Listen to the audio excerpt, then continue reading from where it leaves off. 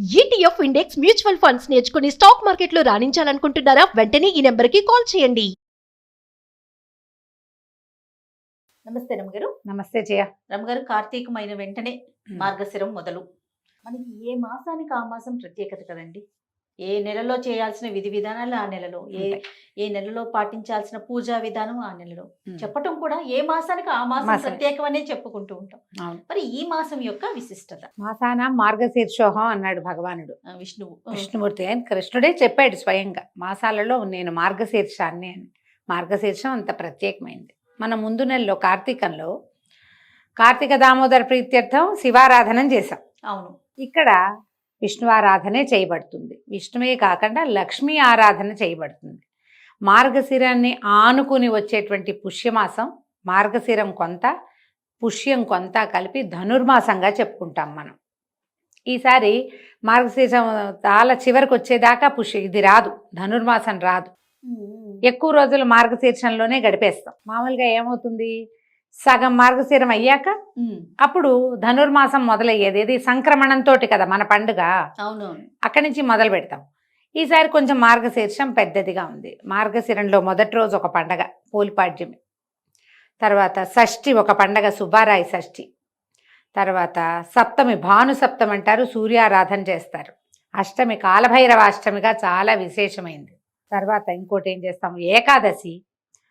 ఇది మన మోక్షద ఏకాదశి అంటారు, ఏమన్నా దాన్ని గీతా జయంతి. గీతా జయంతి ఏకాదశి. తర్వాత ద్వాదశి చతుర్దశి పౌర్ణమి చాలా విశేషమైంది. దీంతో పాటుగా మార్గశీర్షంలో వచ్చే గురువారాలు అమ్మవారి ప్రీత్యర్థము పూజిస్తాం. లక్ష్మీదేవికి పూజ చేసే రోజులు ఇవి. మార్గశిర గురువార వ్రతం చాలా విశేషంగా కనపడుతుంది. మనం కార్తీకం నెల రోజులు దీపారాధన చేసాము, రోజు దీపాలు పెట్టుకున్నారు. పౌర్ణమి నాడు 365 ఒత్తులు వెలిగించాము. అన్ని రోజులు దేవాలయ దర్శనాలు చేసాము. పోలిపాడ్యమితోటే కార్తీక మాసం పూర్తవుతుంది. అవును. ఆ రోజున ఏం చేస్తాను, దీపాలని నీటిలో ప్రవాహంతో వదిలిపెట్టడంతో పూర్తవుతుంది. పోలిపాడ్యమి విశేషంగానే కనిపిస్తుంది. అయితే ఇన్ని రోజుల మార్గశీర్షంలో ముఖ్యంగా చేయవలసినవి కొన్ని పనులు ఉన్నాయి. ఇప్పుడు దీని ముందున్న ఋతువు ఏమిటి, శరదృతువు. మనకి ఆశ్వేజ కార్తీక మాసాలు శరదృతువు. కార్తీకం సగబడి పడేసరికి బాగా చలి మొదలైపోతుంది. ఇక మార్గశీర్షం హేమంతం వచ్చిందంటే చలే చలి. ప్రకృతి పరమశోభాయమానంగా ఉంటుంది, కానీ చల్లగా ఉంటుంది. పగళ్ళు చిన్నవి, చిన్న పగలు, రాత్రిళ్ళు పెద్దవి. సాయంకాలం ఊరికే పొద్దు నిలవకుండా 5 అయ్యేసరికి చీకటి పడిపోతుంది. సూర్యుడు మందగమనంతో ఉంటాడు. ఈ సమయంలో వేడి చేసే వస్తువులు తినాలి, వేడిగా ఉండాలి. వేడిగా ఉండే వెచ్చగా ఉండే వస్తువుల్ని దానం చేయాలి. కార్తీకంలో నదీ స్నానం చేసాం, మార్గశిరంలో నదీ స్నానం చెప్పరు. ఇప్పటికి చలి పెరిగిపోతుంది, పైగా దట్టంగా మంచు మొదలవుతుంది. ఈ తెల్లవారుజామునే మనం వెళ్ళి నీటిలో మునగటం ఇంపాసిబుల్, కష్టం. నదీ స్నానం లేదు, వేడి నీళ్ళ స్నానమే నియమంగా ఏం చెప్పరు. అదేనండి, ఇది చెయ్యాలి చెయ్యొద్దు అలా ఏమన్నారు. నీ వీలు వెంబడి చేసుకోవచ్చు. దుప్పట్లు ముసుగేసుకుని కూర్చుని ఉంటాం. కుంపట్లు ఎత్తుతారు కొన్ని చోట్ల. ఇందులో ఇంకొకటి ఉంది, మార్గశిర పౌర్ణమి కోరల పున్నమిగా చెప్తారు. కాలభైరవ ఆరాధన జరుగుతుంది. కుక్కలకి ఆహారం కోసం వెతుకుతారు. కుక్కలకి పెడితే కనుక, ఏదైనా ఒక కుక్కకి రొట్టెలు చేసి పెడితే మనని కుక్కలు కరవకుండా ఉంటాయని చెప్తారు. ఇది అవునా కదా అంటే అక్షరాల నిజం. కుక్క కరవదు. మనకి ఇప్పుడంతా భయమే కదా. కోరల పున్నమి నాడు శుభ్రంగా చపాతీలు చేసి రొట్టెలే చేసి పెడతారు. ఎక్కువగా అన్నం కూడా పెట్టచ్చేమో, మరి రొట్టెలు చేసి పెట్టడమే నాకు తెలుసు. రొట్టెలు కాల్చి ముక్కలు చేసి వీధిలో కుక్కల్ని వెతికి పెడతారు. అవును. ఈ వెతికి పెట్టడం వల్ల ఏమవుతుంది, కొన్ని కుక్కలకి ఆహారం ఇస్తే మన లోపల ఒక రకమైన ఎంజైమ్స్ రిలీజ్ అవుతాయట. ఆ కుక్కలు, వేరే కుక్క మనని తెలుసుకుంటుంది మనం డాగ్ ఫ్రెండ్లీ అని. మనం కుక్క పెట్టాలనుకో జయ, పెట్టాలంటే భయంగా పడేయము, దగ్గరికి వెళ్ళి పెడతాం కదా. దాని పట్ల మనకి భయం ఉండదు మన లోపల. ఆ భయం పోయేసరికల్లా మనం ఏ కుక్కను చూసినా భయపడము. అందుకని పూర్వం ప్రత్యేకంగా చేయించేవాళ్ళు. ఈ పున్నమికి తప్పకుండా కోరల పున్నమి నాడు ఇది పెట్టాలి. ఇట్లా గీతా జయంతి విశేషంగా చేసుకుంటాం. ఈ నెల రోజులు ఏ ఆరాధన చేయాలి అని ప్రత్యేకంగా అడిగితే విష్ణువారాధనకి మంచిది. కార్తీక మాసంలో పురాణాలు అవి విన్నాం. ఇక మార్గశీర్షంలో ప్రతిరోజు విష్ణు సహస్రనామ పారాయణ చేసుకుంటే మంచిది. జనరల్గా విష్ణువు కానీ ఏదైనా సహస్రనామం చదివామనుకో లక్ష్మీ అష్టోత్తరం చదువుకుంటాం వెనకాల. అమ్మవారు నిత్యాన పాయని కాబట్టి అవును. ఆమెను కూడా తలుచుకోవాలి. లక్ష్మీ అష్టోత్తరము విష్ణు సహస్రనామాన్ని ప్రతిరోజు సాయంకాలం పారాయణ చేయండి, చాలా మంచిది. చాలా పాజిటివ్ ఎనర్జీ పెరుగుతుంది. ధన సంబంధమైన చిక్కులు, డబ్బుకి ఇబ్బంది పడే వాళ్ళకి ఇది మంచి రెమెడీగా ఉపయోగపడుతుంది.